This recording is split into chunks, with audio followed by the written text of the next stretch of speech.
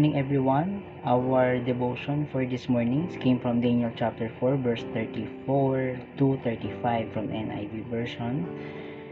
Verse 34, At the end of that time, I, Nebuchadnezzar, raised my eyes towards heaven, and my sanity was restored.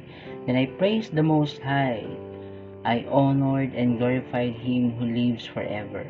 His dominion is an eternal dominion. His kingdom endures from generation to generation. All the people of the earth are regarded as nothing. He does as He pleases with the powers of heaven and the people of the earth. No one can hold back His hand or say to Him, "What have you done?" Again, as predicted, once 7 years had passed, Nebuchadnezzar acknowledged that it is God who rules, and he received his kingdom back. Nebuchadnezzar was warned with a dream interpreted by Daniel that if he did not humble himself before God and acknowledge that it is God who gives and takes away power, that what he saw in his dream would become a reality. Daniel warned him that he would lose his kingdom and live as a wild animal for 7 years. It is a striking image, a once great king who was formerly dressed in purple and jewels, eating the finest food available, then living as a rag vagrant, chewing grass and sleeping in damp fields among wild donkeys. Nebuchadnezzar was admiring his kingdom's splendor 1 year later, and before he could even finish his proud thought, all that was predicted happened to him. But at the end of that period, the 7 years of living like an animal, Nebuchadnezzar raised his eyes towards heaven.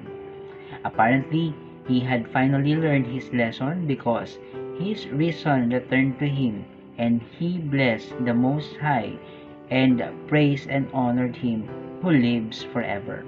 Nebuchadnezzar was told in his dream that the purpose of these events was so that the living may know that the Most High is a ruler over the realms of mankind, and bestows it on whom He wishes, and sets over it the lowliest of men.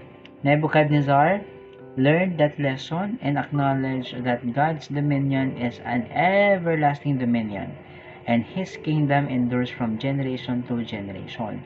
All the inhabitants of the earth are accounted as nothing, but He does according to His will in the hosts of heaven and among the inhabitants of the earth, and no one can ward off His hands or say to Him, "What have you done?"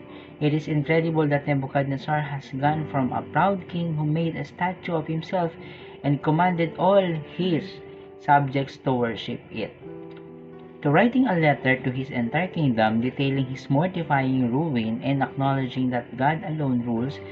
God is the only reason he can have any of this power. At that time, Nebuchadnezzar reasons was returned to him, and again, as Daniel predicted, his majesty and splendor were restored to him for the glory of his kingdom. He had just lived like a wild animal for 7 years, but already his counselors and nobles began seeking out.